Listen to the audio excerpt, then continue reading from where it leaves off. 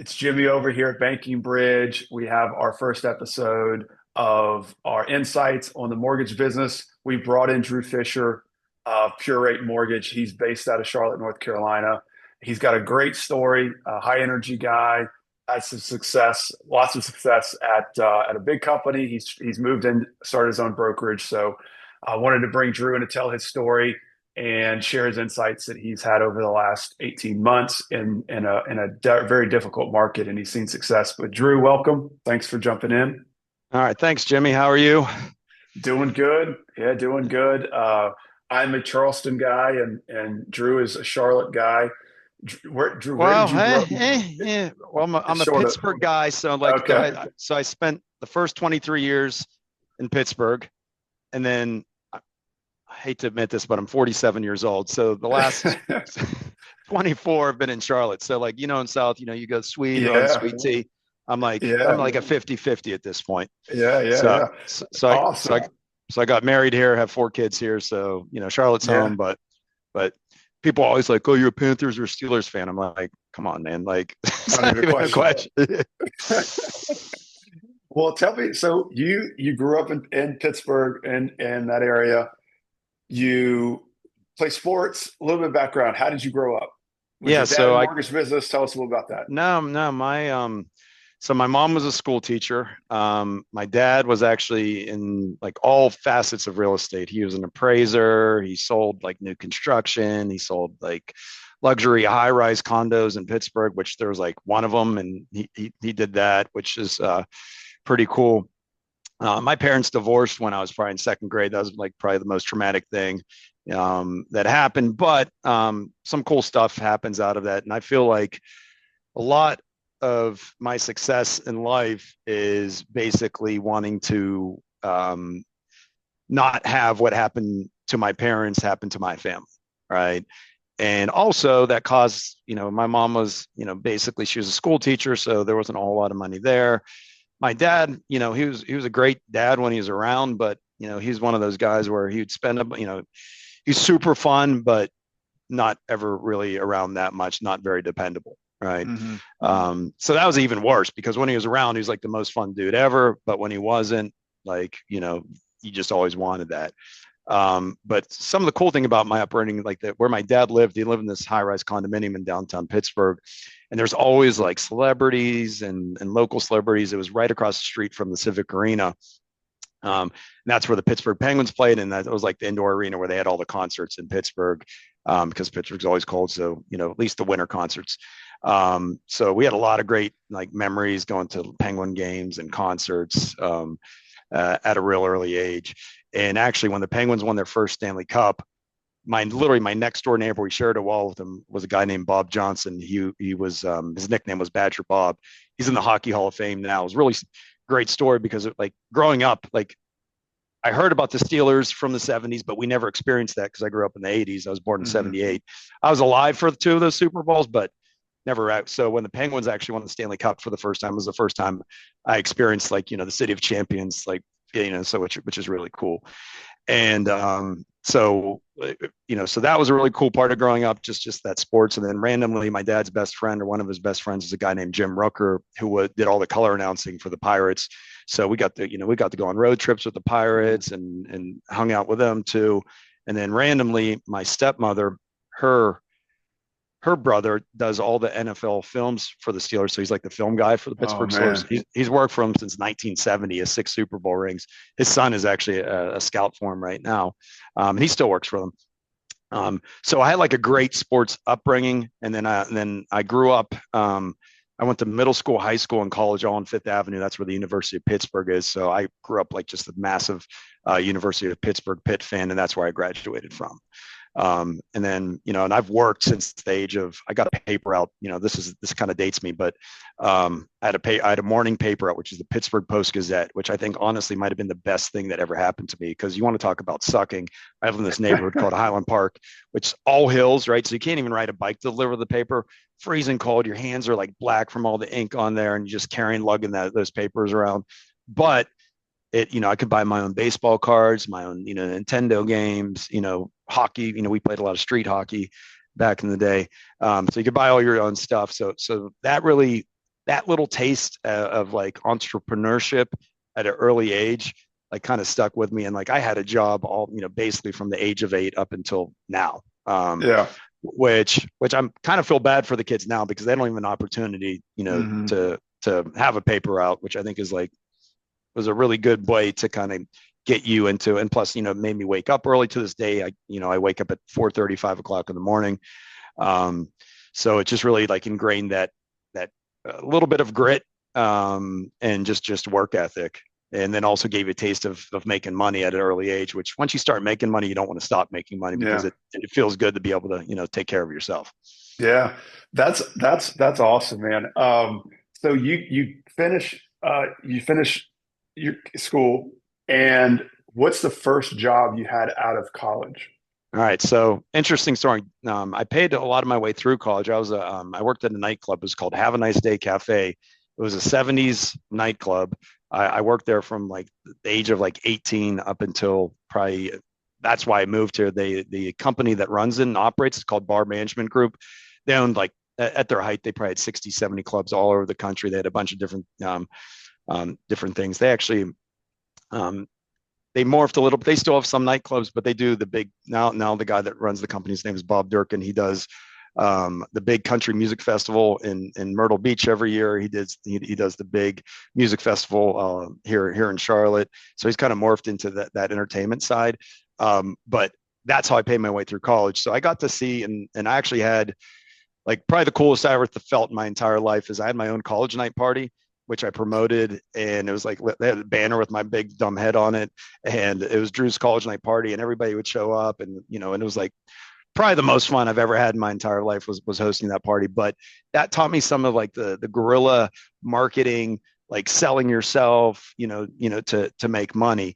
And when I graduated college, like I got a degree in business and marketing. Like I didn't really think about the next step because I was just having so much fun. I was making really good money bartending.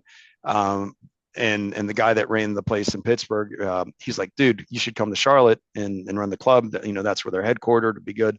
So that's what brought me down to Charlotte. Okay. And then randomly that the guy that brought me down there, he ended up going work for a company called Heffron Talent in the Comedy Zone. They own and operate the Comedy Zone brand, and then they also book all the talent. So I was at Have a Nice Day Cafe Charlotte for a couple of years, and then I moved over and I was actually the general manager of the Comedy Zone here in Charlotte, which that was Ah, probably one of the most fun, cool jobs I ever had. We met all the big comedians from Bob Saget to Dave Chappelle. Um, so it what was, years? What years was this? When did that was you? When probably did you? two. I moved to Charlotte in 2001. I was at Comedy Zone from 2003, 2004. It was, And you're and how old? then 23 to like 25. I got in a Oh, mortgage in 26. So, okay. and basically, I'd met my wife. She was a school teacher. I was working until 2 o'clock in the morning. She was, it's kind of like, ships passing in the night. Uh, And she was like, Drew, if we're, and the nightclub thing was really fun. I mean, but you get to a certain age, you're like, all right, am I going to do this for the rest of my life? And then you look around the guys that have, really been in that business for a really long time, and you're like, ugh, it's not a really good, healthy lifestyle choice, uh-huh. to stay in that. But the way I looked at it, it was like I got a really good experience, especially the Comedy Zone, because we worked, we did media, we worked, and this is like before the internet was real big. This was like the MySpace, Facebook just coming on the scene days. So a lot of it was, calling people, getting lists, emailing them out. Um, and then we actually did a lot of radio back in the day. So we drive the comedians around to morning radio, and that was like how you sold all your tickets. Really, sometimes they do like the morning like TV show, like Good Morning Charlotte or whatever it was. Um, but but you also had to manage people. Then you also had to deal with customers and customer service and drunk people, and then comedians and their managers and their handlers. So it really just taught you a lot, like almost like a Swiss Army knife kind of like training into how to do different types of businesses. And really at the end of the day, what I learned is like the marketing piece, like getting your name out there. If people Hmm. don't know about you, they're not going to buy tickets from you. They're not going to come to your club. Right. So, and then also it like I was a big time hack as far as I stole all their jokes. I was watching comedy like, 3, 4 hours a day. So like I'd be hanging out with my wife's friends. I'd be like just stealing everybody's material. They're like cracking up. I mean, she knows it's like she's heard all the material already. So Uh-huh. she's just sitting there all mad. and but it was, and honestly, like being able to relate to people and use, bringing that, be relatable and being Mhm. like a little bit funny, and not taking yourself too seriously, is one of the things I think really help me in sales. And just, being able to talk to anybody, right? Because in Yeah. my job, I was a general manager. I had to talk to, all different types of people. So I think that really gave me like a good training. And then the other thing, I'm going to give a shout out to my boy Andy Philippek. Back in the day, we loved the Jerky Boys, and this is before the days of caller ID. And like Andy Philippek, like it might be the greatest crank caller of all time. And so we would just sit, and this is when we were like teenage, like 12, 13 years old, and we just sit in his room and just crank call. And I attribute that a lot to the skills on the phone. Um, and you guys don't know Improv. what it's like. Yeah, before caller ID, it was a wonderful world, Oh yeah. and a lot of fun. Um, but yeah, that's the kind of the backstory and how I got here. So what was the gateway into Oh, the mortgage? gateway, the What gateway was the drug. connection? What was the All right. connection All there? right. So one of my really good friends, his name's, and all my good friends have like wacky names. His nickname's Smacky, but his name's Danny McNally. He owned a nightclub here. It's called Dixie's Tavern. And I was from Pittsburgh. And when he bought the place, he's like, what should we do? And I'm like, dude, you need to like have a steel, like there's so many Steeler fans there, just make it a Steeler bar on Sundays. So I started bartending there just for the Steeler games. And one of the dudes I was bartending with, his name was Chris Sherry. He worked at Wyndham Capital. This is 2005, and he told me, and I was like, "What do you do, man?" He's like, "Oh, I work at this mortgage company called Wyndham Capital." I was like, "Well, is it good? Like, what's up with it?" He's like, "Yeah, I made like 10 G's last month." And I looked at this dude. I was like, "If this dude can make 10 G's in a month selling mortgages, I surely could." Right. So he got me the interview. I Did you have started. any idea? Did you have any idea what a mortgage was? No, I mean, Yeah. I had bought a house in 2003, but it was, but didn't know anything about it, right? Hmm. I went to business school, but like they don't teach you anything Yeah. about there's no education in mortgage. But I got super lucky. First of all, like I really wanted to make that shift. I had the motivation of my wife saying, "Hey, get your stuff together if we want to, make this work." And then I saw this guy making this type of money. I'm like, okay, I can do it. So they had a training class. I went in. It was, my actually start date was January 6th, 2006. Um, and went in. They had a training class. We trained. And then basically they were buying Lending Tree leads. They were one of Jeff Douglas, who started the company. He was actually one of the Lending Tree executives. He saw how Lending Tree model was going. He had the forethought, okay, I'm going to start my own business. And they were actually the first broker on that channel. He opened up the business, I think, in 2001. And, so it was about 5 years old once I got into the business. And this was the wild, wild West days, stated income, no asset. I mean, everything. Now we had because we were buying Lending Tree leads, I would say probably 90% of the stuff we were doing was paper. So that was like a blessing, because when 2008 happened, we were able to use the HARP loans to refinance our entire book. So like when most companies were going out of business, because we did all the paper stuff where we didn't, and again, there were some loans that obviously didn't work, but we had the ability to, when those interest rates dropped, to refinance all those people into loans. And that was kind of like the saving grace. And that was just dumb luck, stumbling upon Wyndham Capital, right place, right time. But also like taking the opportunity, right? Hmm. And I ended up sitting outside of, there was like this row of there was probably like 50 loan officers there at the time, but I was right outside of Jeff Douglas's office. And then like the top dog at the time was a guy named Bill Nunemaker. He owns Neighborhood Lending Hmm. right now.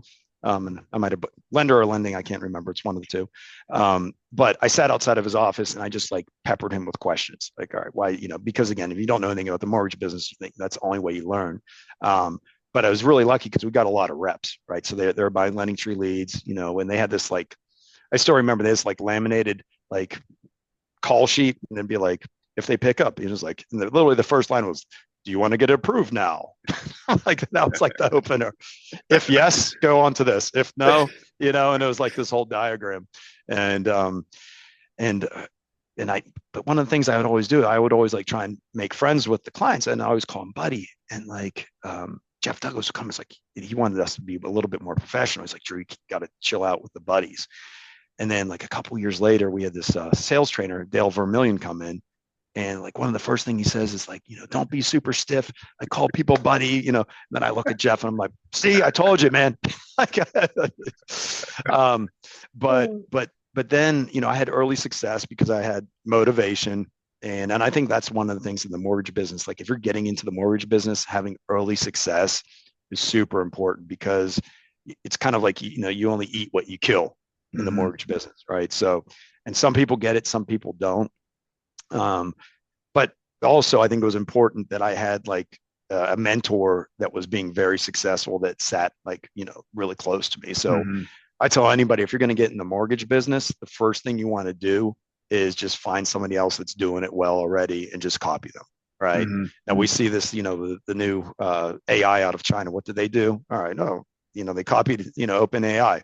Right. So why copy somebody that's not being successful? Copy somebody that's successful, like try and learn as much as, and what I've learned about successful people, they actually want to help for the most part. Like there's very few really successful people that just want to like, keep it all to themselves, because they actually get something out of that. And that we had it was a call center environment, but like, it was really fun. Right. So it was just like everybody was just hanging out, having a good time, making money. And it was a really good run. And I worked there actually for 18 years. And the only reason Wyndham Capital went away when they, after 22, SoFi came in and they bought them. It was actually April Fool's Day, 2023. And after working for, and I think at its height, Wyndham maybe had 1,000 employees, but, we might've had 400, 300 employees at the time of the acquisition. And it just was different working for a publicly traded company. And, some people thrive in that, that more structured environment. I've always been a little bit of a, wild card. My sales strategies, like I say stuff that other people probably shouldn't say on a recorded line. But that's who I am. Right. So it just was, I'm not going to hear bash. SoFi's a great company. It just wasn't great for me. And also I think I'd learned everything and I wanted to create my own, like make my own legacy in the business and do all the things that I wasn't able to do when I work for somebody else. And again, when you're a loan officer and you work for a company for a long time, you expect, you get more leeway in a lot of situations. You get, pricing exceptions, you get the better processors, you get the better LOAs. So you do get a lot more, but at the same time, especially when you're at a publicly traded company, like changing anything is slow. So when I went out to get my own, I wanted to be quick and nimble and be able to kind of adapt, because, as AI is coming in and these new technologies are coming in, I wanted to be able to move quickly and then also control my own destiny.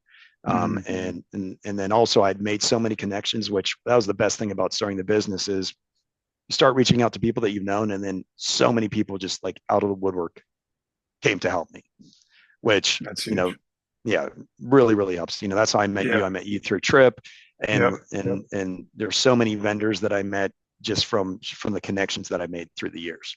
Yeah. So you got entrepreneur spirit, started early. So through your 18-year career at Wyndham, when did you first think about opening up your own thing? Was it like year 2, or was it year 10, or was it year 17? Year 17. Really? I was super. I mean, Wyndham was a great company. It was also like, once you do something for so long, I was actually proud. I'd stay at any company for 18 years is amazing. But I was really proud, especially in the mortgage industry. But the phone number, like I had the same phone number for 18 years. Like people, people just were used to it. Same email, same phone number, and it was just home. So it wasn't until SoFi took over, and then Jeff stayed on for a little bit, and then like it just wasn't the same anymore, and a lot of the Yeah. same people are still there, but again, my Wyndham Capital was great, and but that was kind of the push I needed to kind of make my next step. Yeah. So when you first wanted to start Pure Rate, and was it something that you felt like you could do on your own? Did you feel like you needed somebody else to help you make the move? Like when did you solidify to you that, okay, the first step I need to take is to do this, which is, I don't know, get an LLC or get your first license. What was the Yeah. first step you took? I read a bunch of books and then also I was lucky to be in the mortgage industry for so long that I had friends that had done their own brokers, right? And So, talk to so I those leaned on guys. them. Yeah, I leaned on Roger Moore at Loan Pronto, Brad and Fernando from. They're going to kill me because I'm trying to. It's where's Brad and Fernando? Primeline Capital. Sorry. Uh, Um, Sorry, Brad and Fernando, Primeline Capital. Um, and I just picked their brains. Like, hey, what do you like? What do you don't like? What systems do you use? What don't you use? But I had a lot of ideas of what I wanted to do as well. And then also, honestly, Trip Gendron, who I sat next. That's the other like really cool thing. I sat next to him for the better part of a decade, and he dealt with all our vendors at Wyndham, and he designed a lot of the technology. And he went out and started working for this company called Relku. They're a CRM for mortgage only. And the beautiful thing about Relku, like for years, I'm like, hey, we need this, we need that, we need this, we need that. And that platform basically has everything that I told him that we ever needed in a CRM. So, when I'm kicking, I'm like, what should I do? And he's like, dude, you just need to mhm. go out and start your own.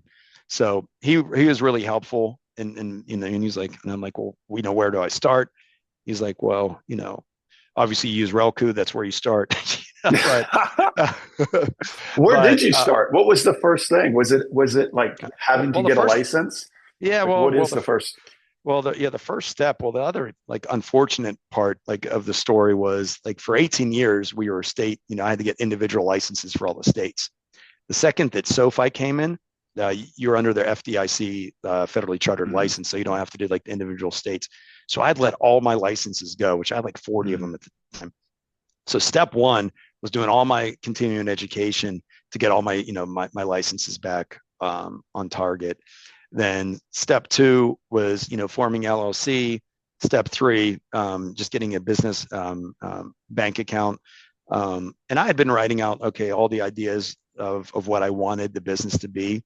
Um, Now I had like the as far as the timing, like AI was just coming to be a thing, and um, and so I use like a name generator, like an AI name generator, and just like look through thousands of names, right? And just modern mortgage company that doesn't rip people off, and I put in all these mhm. prompts, and then finally, Pure Rate came up, and I was like, no way that URL is available. I typed it in. It was like $1,200. I was like, all right, done. Purerate.com.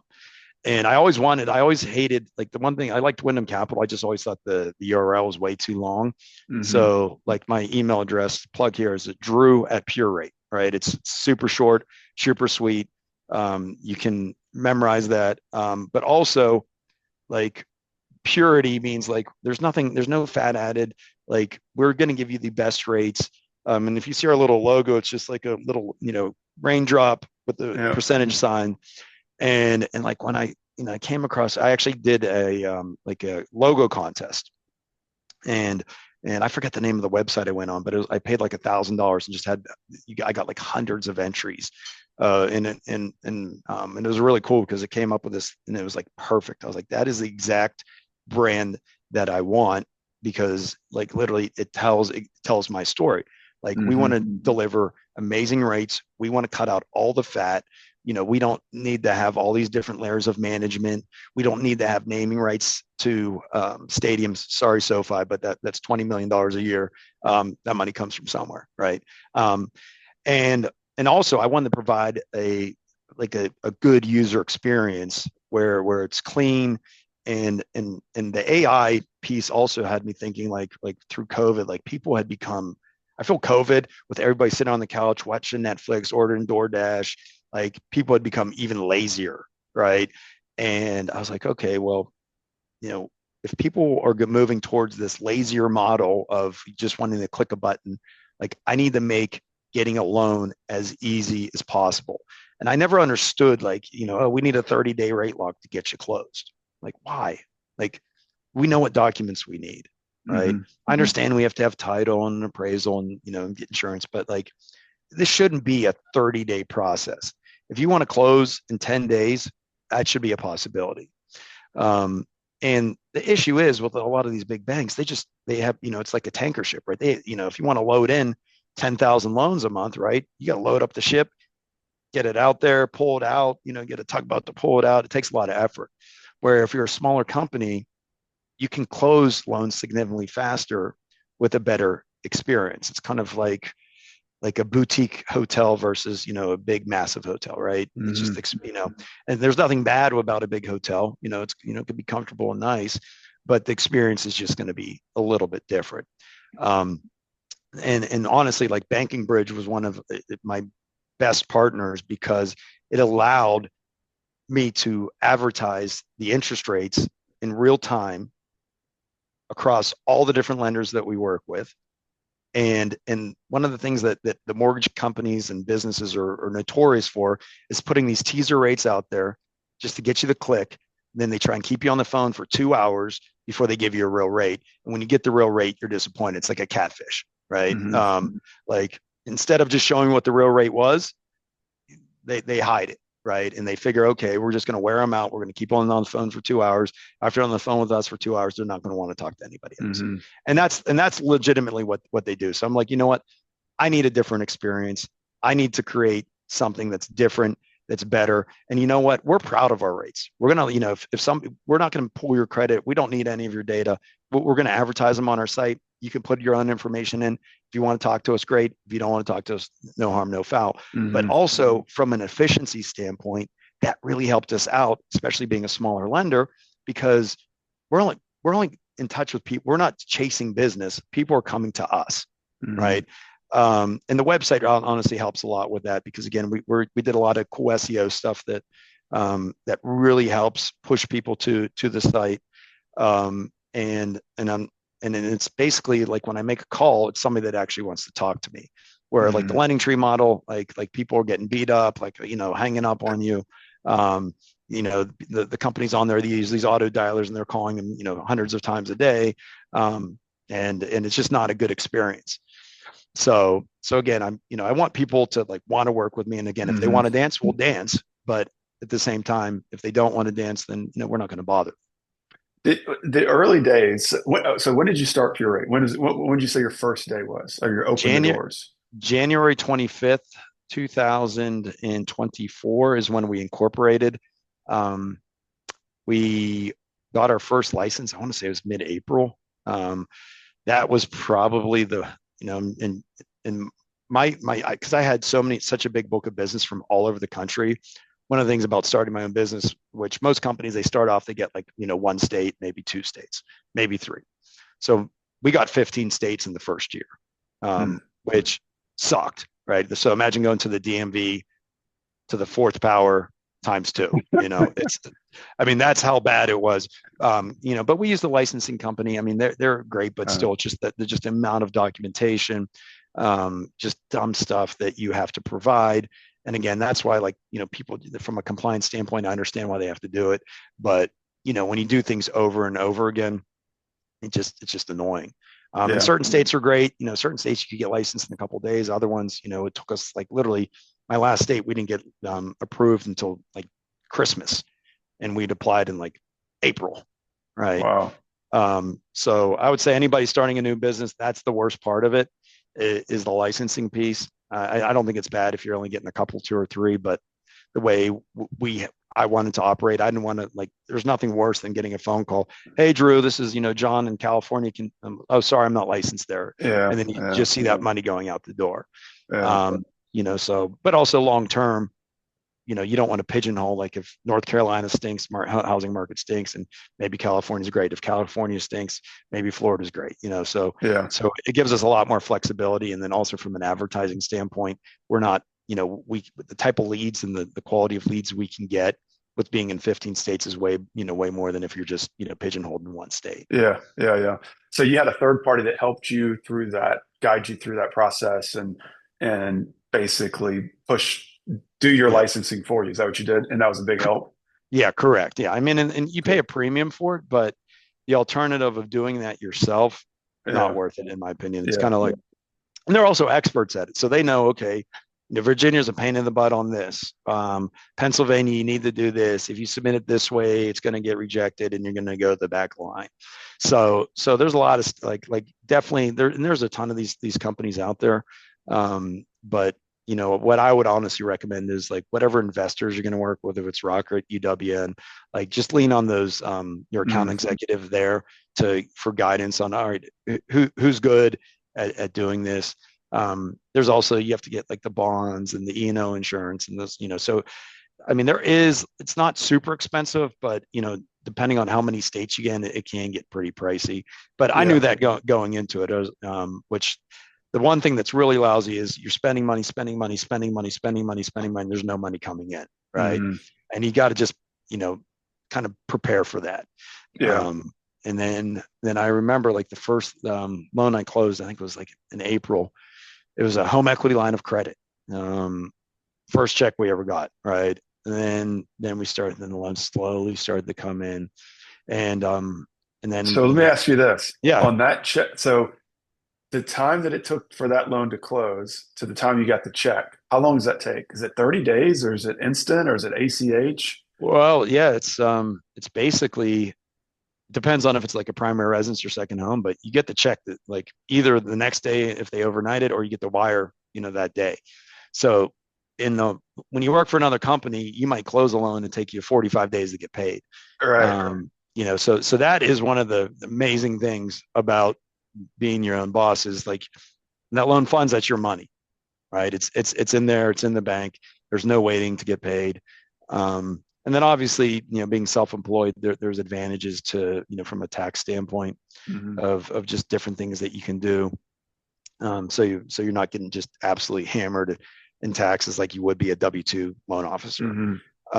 And that's like, loan officer's a great job. You can make a lot of money, but government's going to take half, which Yep. sucks. Um, Yep. but I also opened up a little marketing company as well that does a lot of the marketing lead spend. And it's also I did that just so it's easier to control. Like you can like see how much money you're spending on marketing, and then Mm. also pay yourself a little salary at both. It's Yeah. kind of nice. Yeah. So you get your first couple of loans closed. You got the revenue coming in. Could you could you kind of see, oh, this is going to be pretty good? Or were you like, oh God, I made a mistake? No, I mean, you know, we had the really fortunate luck of, the first thing I did was, I a lot like a lot. I stay in touch on LinkedIn, especially. I was pretty in 22 and 23. I got a lot more active on social media just because there was no business to be had, at least, or very Hmm. little. So basically, there was an old expression: you make your money when you're not making your money, right? So I'd honed some skills that I was always nervous to get on camera. And I don't know why, but it's just like, everybody. I don't know. It's just like it's hard to like kind of look at yourself, on camera. Hmm. But once I got over that, then you could actually tell people like all the knowledge that's up here that 20 years of being in the mortgage business has taught you.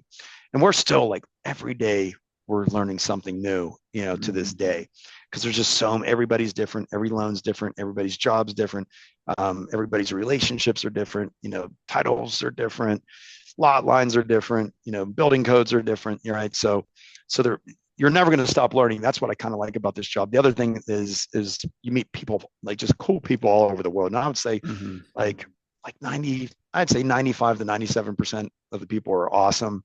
You're always going to have that 5 to 3% that kind of suck. You know who you are. Um, but that's in any business. And that's just, and if you're doing enough volume in any business, you're gonna, you can't really have the good without the bad. And again, Yeah. that's how we try and take every day is like, you know what? it's pretty good. There's always that one person that's like super annoying and then just annoys the heck out of you, and Hmm. that's all you can think about. But if you don't, you wouldn't have that annoying person or that issue if you didn't have enough business. And the market's going to pay you how many problems you can solve, right? Hmm. So if you can't solve any problems, be thankful that there's problems, because if not, nobody's getting paid, right?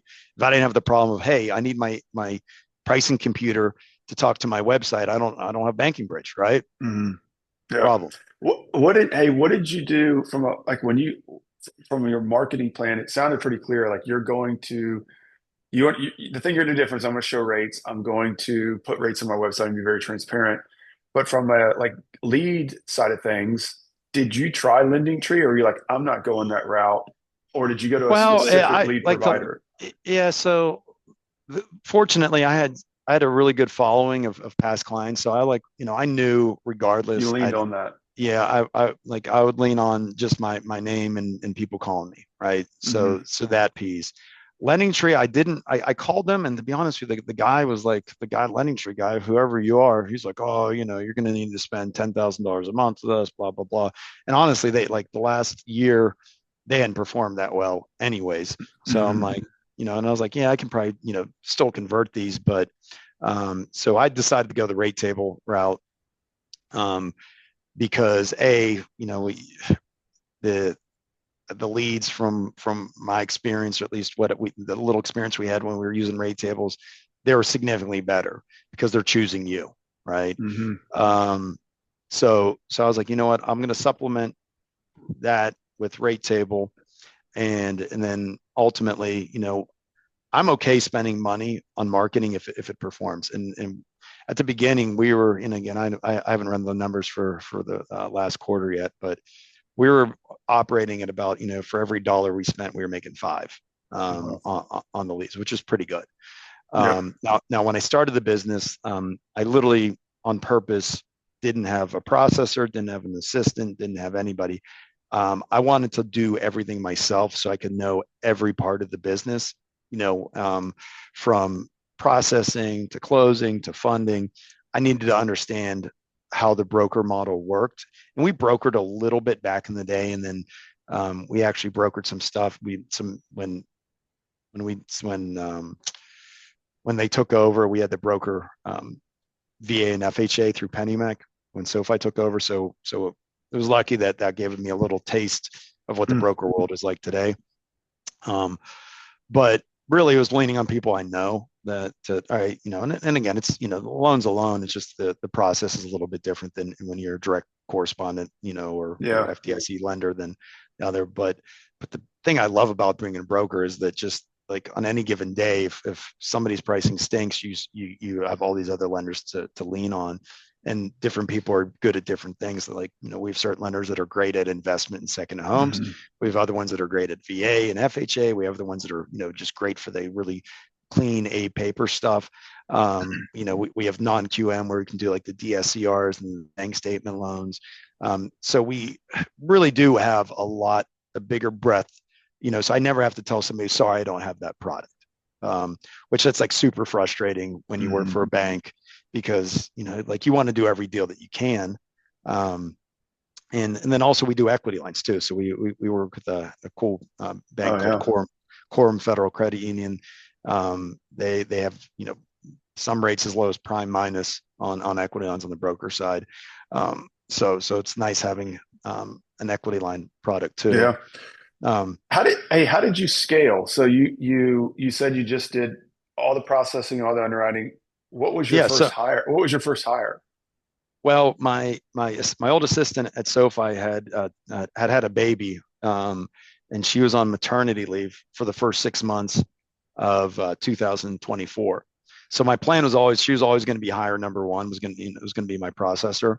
Um, and the timing worked out almost like perfectly, Wow. because she was able to take her whole maternity leave, and then I was able to give her the flexibility where she could stay at home with the baby, work from home. Hmm. But really, my goal is hiring. I want to go like slow and controlled. I only want to hire like amazing people, Hmm. because, you know, I don't want to have this massive, huge company. I want to have like a small, just well-oiled machine that can produce a lot of loans that we can make a lot of money. But also, I don't want to manage 1,000 people, right? Hmm. I don't know if I think it was Jeff Bezos. He had a thing where if you ordered two pizzas, if your team was more, it takes more than two pizzas to feed the team. Team's too big. Yeah. Um, because then there's too many egos, and he doesn't like her, she doesn't like him, Yeah. right? So that's how we started, and then I hired like one loan officer, another former Wyndham guy. Recently, I just hired another one. He's going to head our. We're gonna actually get into more VA loans, and he's a retired disabled veteran. We're going to do some VA mailers too. So we're going to try some different Yeah. marketing things moving on, and but we want to do things again slow and controlled.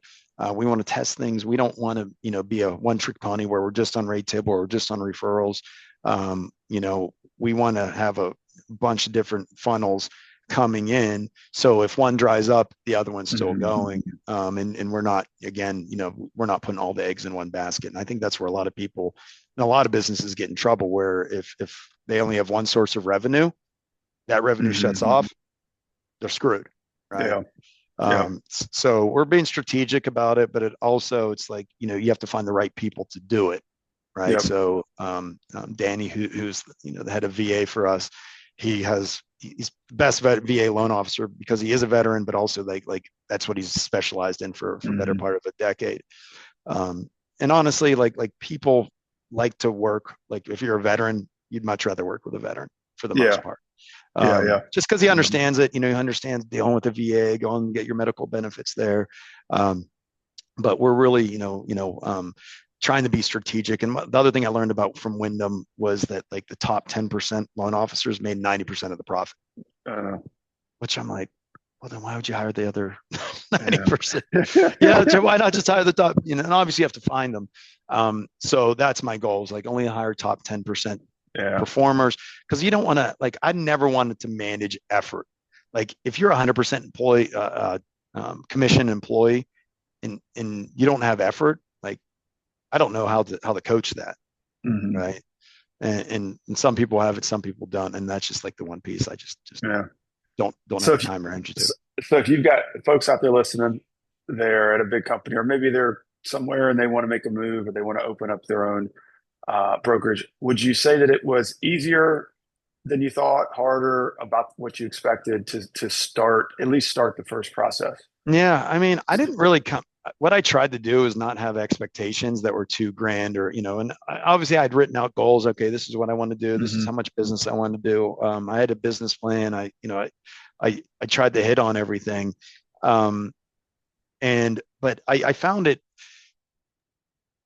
not that like, I don't want to say not that hard, because I really enjoyed it. Like it was really Yeah. fun, right? So this is finally my baby.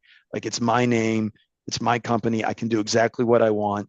So I woke up like I've been the most excited I've been in a long time in the mortgage business. And again, 22 and 23 were really hard years, Hmm. for at least the second half of 22, and then 2023 was just the most difficult year in my history in mortgage. So having this, like almost like the market was so bad that it was like, that's why it's like, this is the time to leave. I don't have a massive book, pipeline right now. So the alternative is, the way I looked at it is, okay, I can try this out. If it's awful, I can get a job tomorrow in the mortgage business. I'm not worried about that. Right. So let's try it out. Worst case scenario, if I decide I hate it, if it sucks, just move on, go Hmm. get a job. But I'll never forgive myself if I don't at least, give it a try. And I honestly think like you definitely need to have money in the bank, like to do it, right? So to feel comfortable, like if you have, if you're putting your life savings into the Hmm. business with, I would not recommend that, just because I wouldn't I want anybody to stress out like that. But as long as you couldn't, I would say have 12 months like reserves, and like, whatever you need to start up your business, have 12 months where you're not going to make any money, right? Hmm. And give yourself a good 12 months of operating a business before you, before you you'd be in trouble. Yeah. Um, but also you have to believe in yourself too, right? Mm-hmm. And if you've never like ran or operated your own business, I think it's, you definitely need to lean on other people that have done it before. Um, and I can think that's one of my biggest advantages. Just I knew so many people that had already Yeah. done it. Yeah. Well, Drew, thanks for sharing your story and the pieces that we got to hear. It was awesome. So you're on the right, as you know, I don't have to tell you this, you're on the right track. You're doing all the right things. You got all the pieces in the right spot. So I'm excited to see how you do this year. It can only get better from here, I think. It can't get any worse than the last 2.5 years. So No, you I made mean, it through for yeah, sure. 2024 was awesome. We we Mhm. we had a great, we had a great second at, like, again, we only started originating loans like in May was like a real first month, and it's been good, and we're getting better every month. And that's all you can Yep. hope for in any business. So, but yeah, but Great. thanks, Jimmy. Appreciate you Yeah, and Drew. and Banking Bridge and everything you guys do for us, and we look forward to working with you in the future. Thanks, bud. All right, man. Have a See good you. one. Bye Bye. bye.